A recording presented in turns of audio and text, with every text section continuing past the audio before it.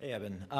Question for you on moving the free line. I'm curious if you've got any opinions on the interplay between moving that free line further out and what happens when people start to not pay attention to something because they haven't invested enough in it. I can tell you a story from my own business. We used to give away consultations with people the first time they'd come in.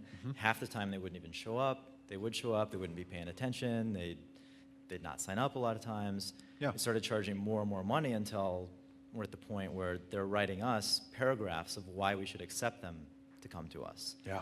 So there's some interplay there, and I'm curious if you can speak to that. Yeah, obviously, like I said before, you just open your doors and say, come take anything you want, and that wouldn't be a very good business.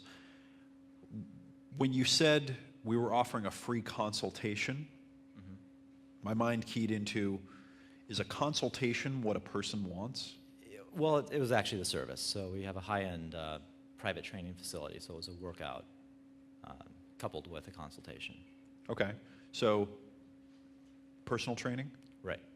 So you gave them, what, an hour personal training session? Correct. Right.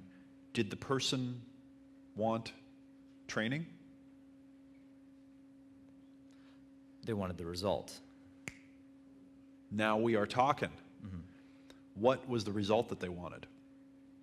Well, they want to look better, they want to feel better, they want to be more attractive to other Why? people. Okay, now we're getting somewhere. Okay, good. Yeah. All right.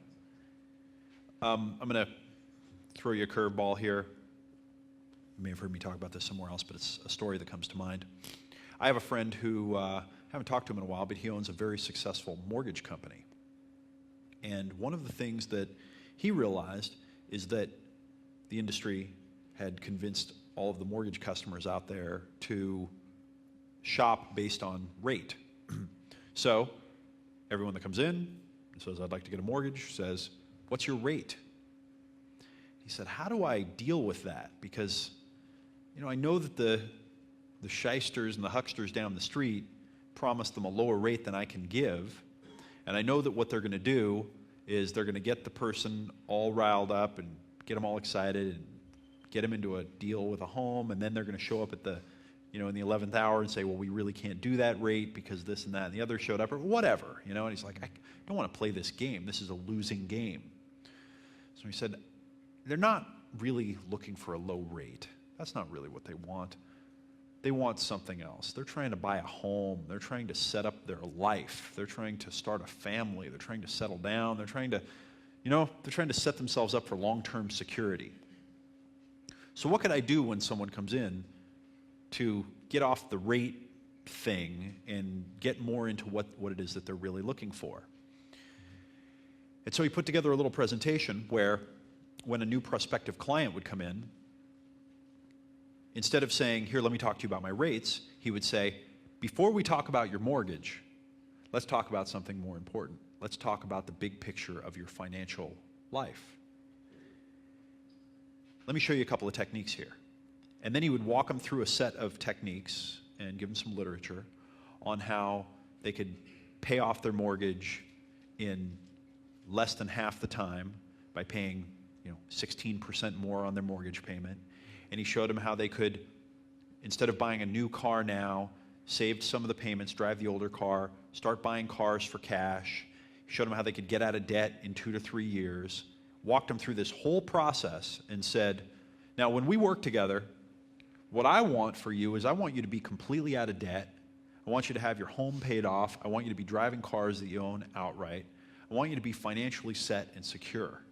So when we get you into your first home, or when we move you up to this next home, that's part of a bigger plan. And if you follow just some of the things that I've given you here, this right here will probably be worth about $300,000 or $400,000 to you based on the kind of home that you want to buy. This $300,000 or $400,000 over the next 10 years. And there's some other things that we'll do once you buy the home. There's some other tricks that I'll show you with the mortgage. Are you following me here? So that when it gets time to actually talk about the mortgage rate, he can say, now, you're going to find when you go to lenders, the rates, we're all a little bit different. We're in there, we're competitive. Some lenders, whatever, they might tell you a story, but when you get to the closing table, it doesn't really work out. You can go use them if you want. But I recommend that you work with me, because when you work with me, you're going to come in here Every 6 months, we're going to do a review. We're going to figure out how much your home is worth. We're going to make a decision about whether you should refi. We're going to update your financial plan. Are you following me on this? It's not about the mortgage rate like it's not there. Mm-hmm. There's something he's introduced that is a complete game changer to the individual. Thank you for coming. Thank you for being here. It has been quite an adventure. I've had a great time doing this. I've learned a lot. I hope you've learned a lot. Take what you've learned, take it back to your business. Try to take the perspective of a customer. Try to think like a customer. Try to imagine what it's like to be in their shoes. Try to put yourself back in that place. Imagine the emotions that they're feeling. Imagine the fears and fantasies that are coming up for them. And when you design your marketing pieces, try to design them in a way that amplifies the message, that holds the message up out front and communicates it to the prospect very clearly. Thank you again for being here. This has been a great time.